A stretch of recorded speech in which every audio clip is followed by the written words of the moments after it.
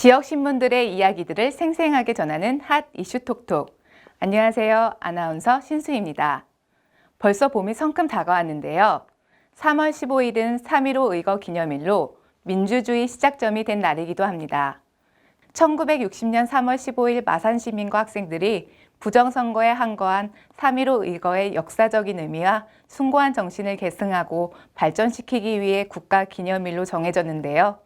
국민이 자신의 목소리를 낼 수 있는 것이 당연한 요즘, 이렇게 되기까지 만들어주신 분들께 감사드립니다. 우리 모두 그 의미에 대해 시간을 가져보는 것도 좋을 것 같습니다. 이번 주에도 우리 지역에서는 크고 작은 사건, 사고들이 있었습니다. 먼저 아시아뉴스통신 윤자희 기자의 소식입니다. 신뢰받는 기업 되겠다던 현대글로비스, 수년간 도로 불법 점용입니다. 현대차그룹 기업인 현대글로비스가 도로를 주차장으로 이용하는 등 수년간 불법 점유한 것으로 드러났습니다. 이로써 국민에게 신뢰받는 기업이 될 수 있도록 전력을 다하고 있다라고 강조하던 현대글로비스의 기업 이미지 타격이 불가피할 전망입니다. 문제의 부동산은 경기도 화성시 오포읍 능평리 산 32-20번지로 이곳은 일부 도로임에도 불구하고 편의를 위해 주차장으로 사용하여 도로법을 위반한 것으로 확인됐습니다. 도로 무단 점용 기간은 무려 10년이 넘은 것으로 추정된다고 합니다. 한 부동산 전문가는 불법은 위에서 보아야 보인다라며 도로를 허가 없이 임의로 개발하고 기업이 이익을 챙기는 사례가 많은데 반드시 처벌받아야 한다고 말했습니다. 특히 관할 당국에 따르면 현장 확인을 통해 실제 위법 사항이 확인됐으며 계도 조치 및 원상 복구 명령 등을 내렸다고 합니다. 계속해서 윤자희 기자의 사진으로 보는 GTX-A 노선 509 지하 60m 공사 현장 소식 보겠습니다. 서울 종로구에 위치한 GTX-A 노선 509 지역 3일 이곳 지하 60m에서 현재 공사가 진행 중에 있는데요. GTX는 단순히 서울과 경기도 등 수도권을 잇는 대중교통수단을 넘어서 일자리 창출과 대한민국의 경제 발전을 견인할 대규모 사업이라고 합니다. 이로 인해 빠른 속도를 통한 시간 단축으로 수도권 시민들의 생활에 커다란 변화를 가져올 대한민국을 대표할 교통수단으로 자리매김할 것으로 전망하고 있습니다. GTX는 최고 시속 200km, 평균 시속 100km의 속도로 주행하기 때문에 경기도나 인천에서 서울 도심까지 현재 2시간에서 3시간 걸리는 교통시간이 20에서 30분 이내로 대폭 단축될 전망입니다. GTX-A의 슬로건은 여유로운 아침, 함께하는 저녁으로 이 사업은 수도권 교통난 해소와 장거리 출퇴근자들의 교통부담 완화를 위해 경기도 고양시, 파주시, 서울 시내 주요 거점역을 약 20분대에 연결하는 광역 급행철도를 건설하여 수도권 교통 혼잡 완화와 수도권 경쟁력을 강화하는 데 그 목적이 있다고 합니다. 다음 소식은 박주일 기자 소식입니다. 사진으로 보는 정인이 사건, 3차 공판 속 추모 물결입니다. 16개월 영아 정인이를 입양한 후 지속적으로 학대해 결국 숨지게 한 혐의로 재판에 넘겨진 양부모의 세 번째 재판이 열린 3일 서울 남부지법 앞에서 분노한 시민들이 모여 양모 장모 씨의 강력 처벌을 촉구했습니다. 이날 법원 주변에는 정인양 생전 사진과 함께 수십 개의 근조 화환이 세워졌는데요. 정인이를 비롯해 학대로 사망한 피해 아동들을 추모하는 사진도 전시됐습니다. 시민들은 꽃보다 예쁜 아기 정인이를 추모하며 정인이를 기억해 주세요. 정인아 사랑해. 예쁜 천사 우리 정인이. 아이를 방패막이 삼는 안씨도 구속하라. 살인자 양모 무조건 사형. 이라고 적힌 피켓 등을 들고 양부모에 대한 강력 처벌을 촉구했습니다. 서울 남부지법 형사합의 13부 이상주 부장판사는 이날 오전 10시부터 살인 및 아동학대치사 혐의를 받는 장 씨와 아동복지법 위반 혐의로 기소된 양부에 대한 3차 공판을 진행했습니다. 이날 정인이 양부모 측은 정서적 학대를 비롯해 좌측 쇄골, 골절 등 대부분의 공소 사실을 인정했습니다. 일부 공소 사실에 대해서는 기억이 나지 않는다며 완강하게 부인했습니다. 특히 장 씨의 살인죄에 대해서는 정인이의 복부를 밟은 적이 없다면서 배를 가격한 적은 있지만 사망에 이를 정도의 강한 외력은 없었다고 고의성을 부인했습니다. 하지만 장 씨를 심리 분석한 결과 이 주장은 거짓이라고 판정했다는 증언이 나왔습니다. 재판부는 3월 17일과 4월 7일 증인 신문을 이어간 뒤 4월 14일 오후 피고인 신문을 끝으로 변론을 종결하기로 잠정 결론 내렸습니다. 다음은 천기현 기자의 단독 소식입니다.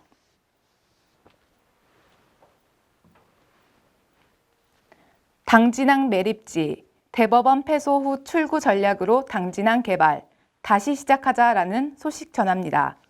충남도와 당진시, 아산시는 지난 4일 당진항 매립지 대법원 소송에서 패소했는데요. 6년간 투쟁에 선봉에 섰던 충남도계 및 당진 땅 수호 범시민대책위원회를 비롯한 당진시민 충남도민들은 이날 망연자실했습니다. 한마디로 유권불패, 이해불가, 황당, 유감, 울분, 분노, 참담, 경악의 분위기가 충청 지역을 뒤덮었습니다. 충남도민과 당진 시민들의 실망과 상실감을 뒤로하고 향후 출구 전략을 모색하기 위해 충남도민과 당진 시민, 대책위 주장을 담아 5차례의 기획 시리즈를 담을 예정입니다. 글 싣는 순서는 1. 충남도 해양 정책에 대한 제안 2. 충남도민 및 당진시민 민심 수습 방안 3. 대책위 건의 사항입니다.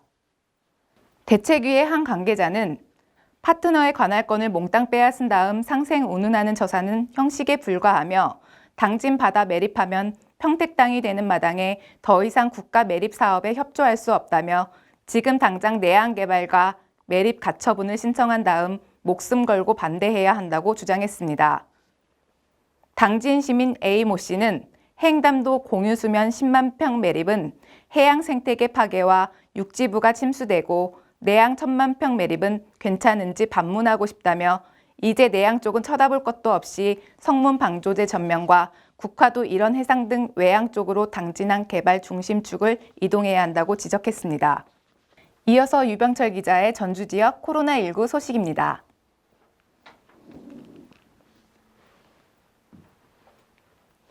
전주 피트니스발 코로나 58명 확진, 역학조사 중입니다.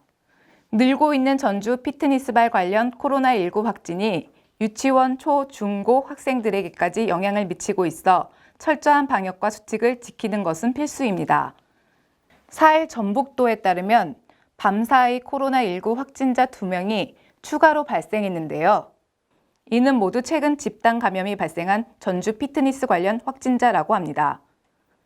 문제는 이들 가운데 중고등학교 학생 3명이 포함됐다는 점입니다.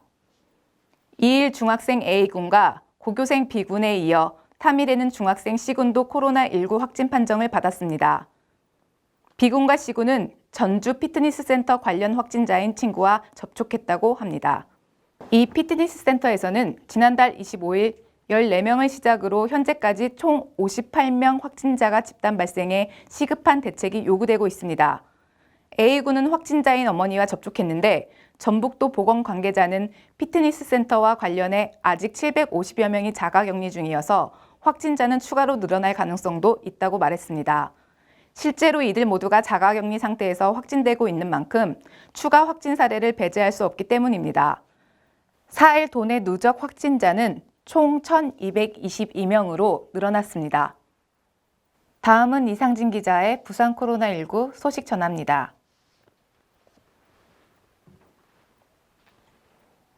부산시가 4일 코로나19 확진자 22명 발생, 237명 치료 중이라고 밝혔습니다.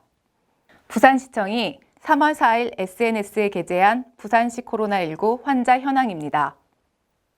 신규 확진자는 3일 오후 2명, 4일 오전 20명이며 13명의 환자가 격리 해제되었습니다.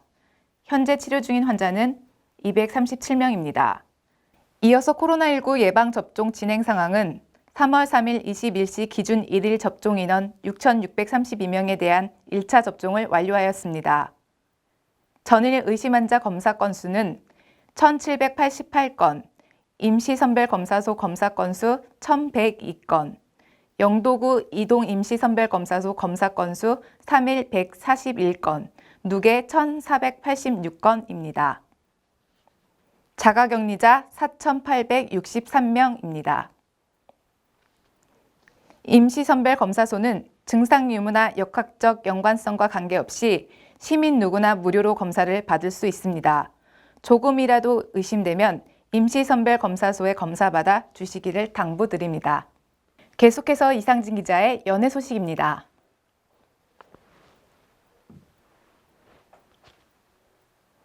김윤상 아나운서는 4일 자신의 인스타그램을 통해 변명의 여지가 없습니다. 제 잘못입니다. 실망하신 분들께 다 너무 죄송합니다. 진심으로 죄송합니다. 라고 사과했습니다. 이어 어머니가 우시는 걸 보니 제 가슴이 찢어지네요. 못난 사람입니다. 어떠한 비판도 달게 받고 되새기겠습니다. 죄송합니다. 정말 죄송합니다. 라고 덧붙였습니다. 김윤상 아나운서는 이날 오전 한 주차장에서 술에 취해 승용차를 몰다가 벽면을 들이받는 사고를 냈는데요. 당시 김윤상 아나운서의 혈중 알코올 농도는 면허 취소 수준인 0.08% 이상으로 측정된 것으로 전해졌습니다. 이어서 이상진 기자의 소식입니다.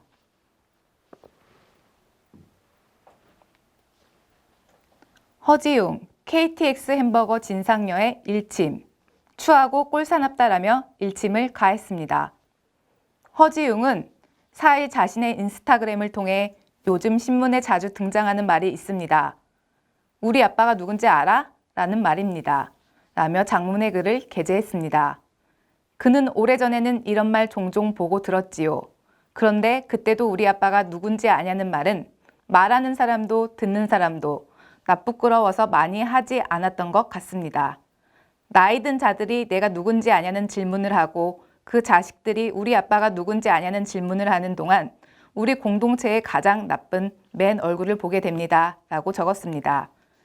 이어 측은하다는 생각이 들었습니다. 스스로 증명한 것 없이 부모의 돈으로 살아가며 그걸 부끄럽지 않게 생각하는 사람은 흡사 삼루에서 태어난 주제에 삼루타를 친 것 마냥 구는 자를 보는 것처럼 추하고 꼴사납습니다. 이어 측은하다는 생각이 들었습니다. 스스로 증명한 것 없이 부모의 돈으로 살아가며 그걸 부끄럽지 않게 생각하는 사람은 흡사 삼루에서 태어난 주제에 삼루타를 친 것 마냥 구는 자를 보는 것처럼 추하고 꼴사납습니다. 타고난 운을 고맙게 생각하고 겸허한 마음으로 스스로를 가다듬지 않는다면 그런 사람의 앞으로의 인생에 가장 빛나는 성과란 고작해야 삼루에서 태어났다는 것뿐일 겁니다. 라고 덧붙였습니다.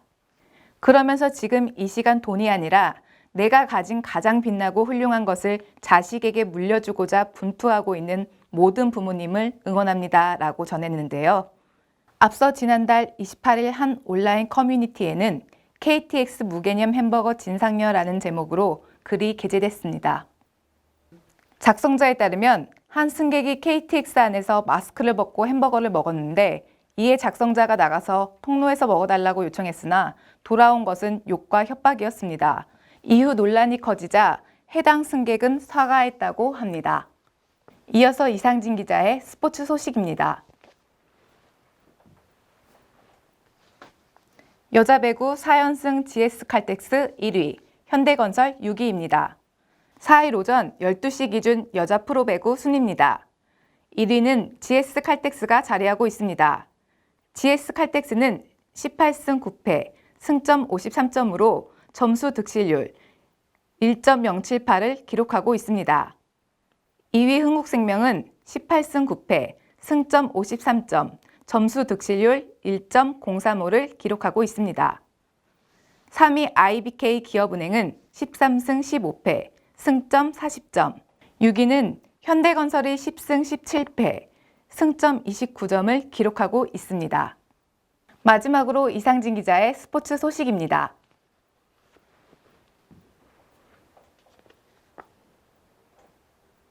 프리미어리그 순위 15연승 맨시티 1위, 4연패 셰필드 20위입니다. 1위는 맨체스터 시티 FC가 자리하고 있습니다. 맨시티는 27경기 중 20승 5무 2패를 기록하고 있습니다. 2위는 맨체스터 유나이티드 FC로 26경기 중 14승 8무 4패를 기록하고 있습니다. 3위는 레스터시티 FC는 26경기 중 15승 3무 7패를 기록하고 있으며 20위는 셰필드 유나이티드 FC가 26경기 중 3승 2무 21패를 기록하고 있습니다. 오늘 제가 준비한 소식은 여기까지입니다. 요즘 코로나 거리두기 단계 연장과 영업시간이 재조명되면서 장기간 시민들의 피로감이 쌓여 봄바람에 풀린 방역의식이 걱정스러운데요. 이럴 때일수록 우리 모두 방역수칙은 꼭 지켜주시기를 바랍니다. 지금까지 핫 이슈 톡톡 아나운서 신수희였습니다.